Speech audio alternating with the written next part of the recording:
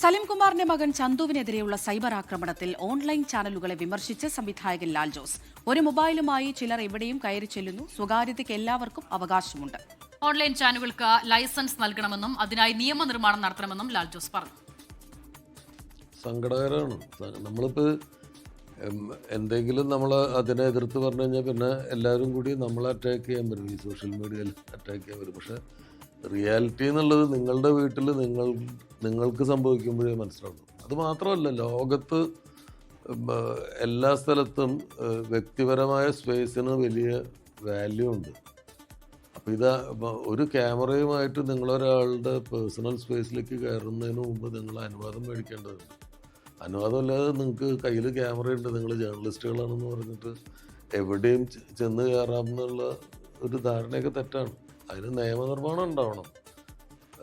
ഒന്നാമത് എനിക്ക് വേണം ലൈസൻസ് വേണം.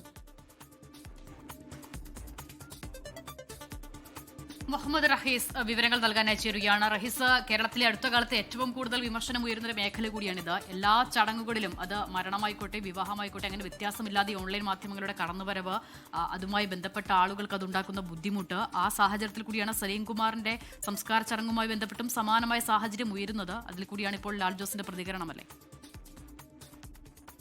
തീർച്ചയായിട്ടും ഈ സലീംകുമാറിന്റെ മകൻ ചന്തുവുമായി ബന്ധപ്പെട്ട് കഴിഞ്ഞ ഒരു 1.5 ദിവസമായി, ഇന്നലെ ആ സംസ്കാര ചടങ്ങുകൾക്കിടയിൽ തുടങ്ങിയ അധിക്ഷേപമാണ് ചന്തു നടത്തുന്ന ചില പരാമർശങ്ങളെ സമൂഹ മാധ്യമങ്ങളിൽ ഏതാണ്ട് വലിച്ചു കീറുകയാണ് ചില പ്രത്യേക യൂട്യൂബ് പേജുകളും ഒപ്പം തന്നെ ചില ആളുകളുമൊക്കെ.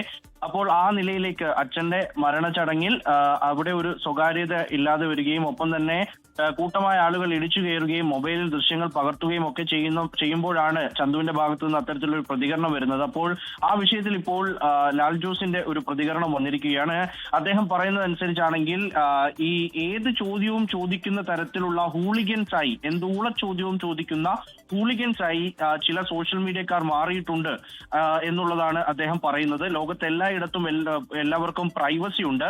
എന്നാൽ ആ പ്രൈവസിയെ ഒരു നിലയ്ക്കും മാനിക്കാത്ത തരത്തിലാണ് ചില ഓൺലൈൻ പ്രവർത്തകർ, അത് മാധ്യമ പ്രവർത്തകർ എന്ന പേരോടുകൂടി ഇവർ പ്രവർത്തിക്കുമ്പോൾ ആ നിലയിലാണ് ഇവരുടെ ഓരോ പ്രവൃത്തിയും വരുന്നത്. ഒപ്പം തന്നെ സ്വകാര്യതയ്ക്ക് ഒരു വാല്യൂവും നൽകുന്നില്ല, ഒരു പ്രാധാന്യവും കൊടുക്കുന്നില്ല. അതിനപ്പുറത്തേക്ക് അവർക്ക് ലൈസൻസ് വേണം, ഒരു പ്രത്യേക നിയമനിർമ്മാണം നടത്തണം എന്നുള്ളൊരു ആവശ്യം കൂടി അദ്ദേഹം മുന്നോട്ട് വെക്കുന്നുണ്ട്.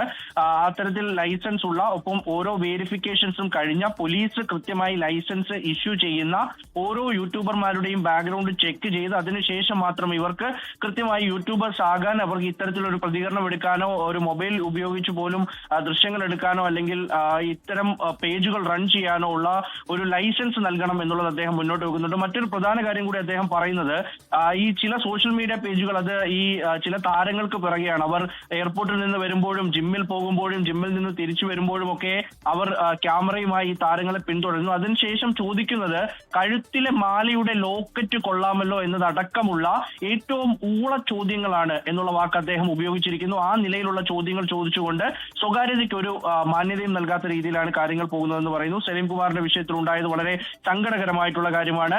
ആ ഒരു അച്ഛന്റെ സംസ്കാര ചടങ്ങിൽ മകൻ ആ തരത്തിൽ പ്രതികരിക്കേണ്ടി വന്നതാണ് എന്ന് അദ്ദേഹം ചന്തുവിനെ പിന്തുണച്ചുകൊണ്ട് പറയുകയും ചെയ്യുന്നുണ്ട്. എന്തായാലും കഴിഞ്ഞ 1.5 ദിവസമായി സമൂഹ മാധ്യമങ്ങളിൽ ഏറ്റവും അധികം ചർച്ചയായിക്കൊണ്ടിരിക്കുന്നത് ഈ ചന്തുവിന്റെ പ്രവൃത്തിയാണ്. അതിനെ അനുകൂലിച്ചും എതിർത്തും ആളുകൾ രംഗത്ത് വരുന്നുണ്ട്. എന്തായാലും ഏതൊരാൾ മരിച്ചാലും ഏതൊരാളുടെ ഒരു സ്വകാര്യതയ്ക്ക് അദ്ദേഹത്തിന്റെ മുഹൂർത്തങ്ങളിൽ അവർക്ക് ഇത്തരത്തിൽ ഒരു വാല്യൂ നൽകണം. അവിടെ ക്യാമറയുമായി ഇടിച്ചു കയറുന്നവർക്കെതിരെ നിയമനിർമ്മാണം വേണം എന്നാണ് ലാൽ ജോസ് അടക്കമുള്ളവർ ആവശ്യപ്പെടുന്നത്. അസിത,